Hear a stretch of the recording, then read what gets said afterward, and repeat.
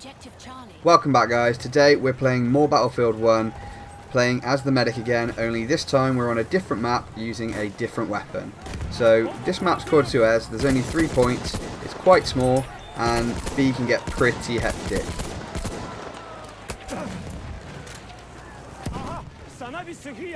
As you can see, B is just slap bang in the middle of a battlefield.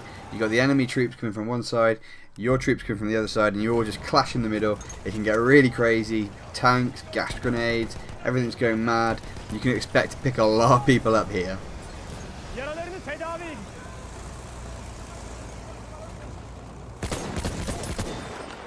A sentry kit is available near your location. You can actually cap B from the house at the bottom there, because that's where most of the cover is.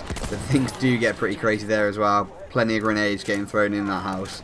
So don't expect it to be an easy ride hiding in the house, because that's the only cover there is.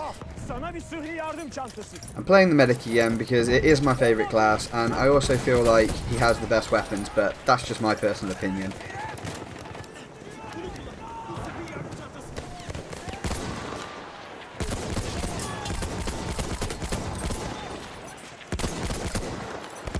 Oh, baby, a triple! So the weapon I'm using is the Salbsladder. I don't know how you pronounce it, but it's a great weapon. As you can see, it's got quite a bit of range to it and a lot of power. It's not without its weaknesses though. It does tend to have a little bit of a slower fire rate than the sweeper, and in close combat it can let you down a few times. So while playing as a medic, I tend to mix it up depending on the map, either this or the sweeper. In close quarters, you just don't seem to be able to get the shots off as quick as you can with the sweeper, but then it makes up for it with the range. As you can see, I just pick people off from quite far away. Usually takes about 3 bullets to kill them, depending on where you hit them, but a really solid weapon, and from the gameplay you'll see that it's a great weapon for taking out those snipers that sit in the distance.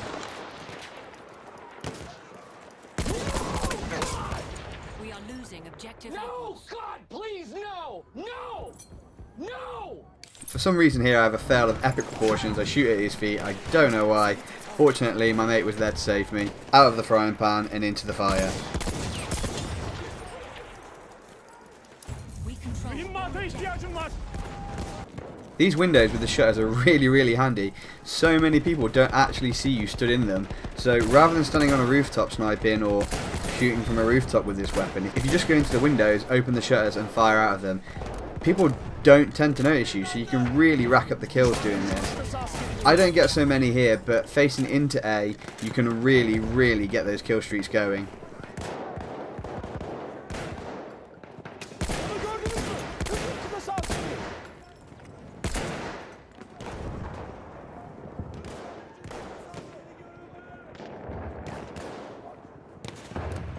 As you can see by the score, at this point we really had steamrolled them. They didn't know what to do. We pinned them back. They were catching the points behind us, but it could very well be too little too late. We have lost.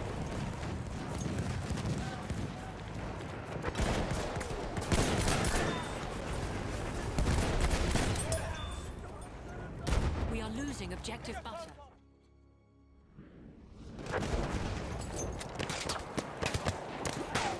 In this video I used the syringe a lot more, which I think in my last video you didn't really see me use much. Bearing in mind, in that video I had only just got the game. So you see how the medic works better. You can kill people with the syringe, that is why you can charge it up much like you could the defibs in Battlefield 4. If you charge the syringe up and go up to someone, it will kill them depending on how long you held it in for. It doesn't really make a difference on teammate. The only difference with this game is you get 100 points for reviving a squad mate and 50 points for reviving anyone that isn't in your squad.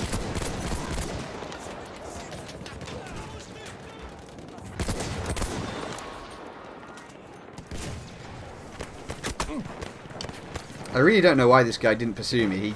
I didn't even know where I was getting shot from at this point.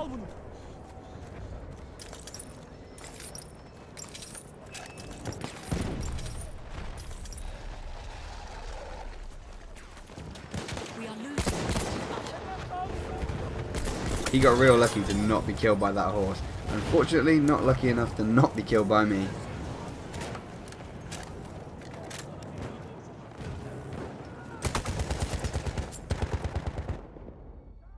2 hours later.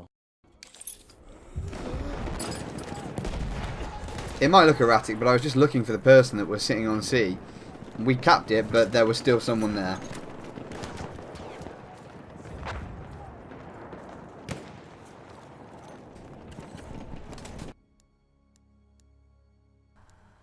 Once the enemy team gets pushed back and they've literally only got that 1 point, it can get pretty crazy. They're spawning, they're running right into it, our entire team's on it. Sometimes you struggle to get kills just because everyone's picking them off so quick. So you'll see in the end of the video, I really don't get all that many kills, but I'm trying to do something for the team, so I tend to just stick to the revives. There I go, risking life and limb to save him, and then he decides to respawn. Thanks, buddy.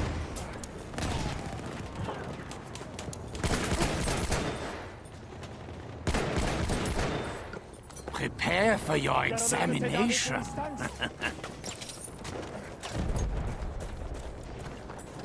İstersen o yaraları tedavi edebilirim.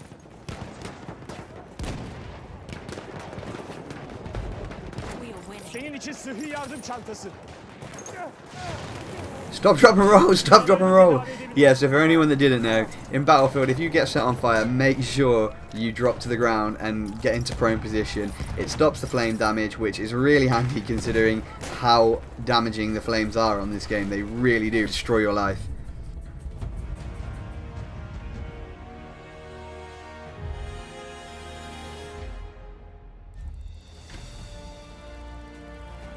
So as you can see, we got the victory.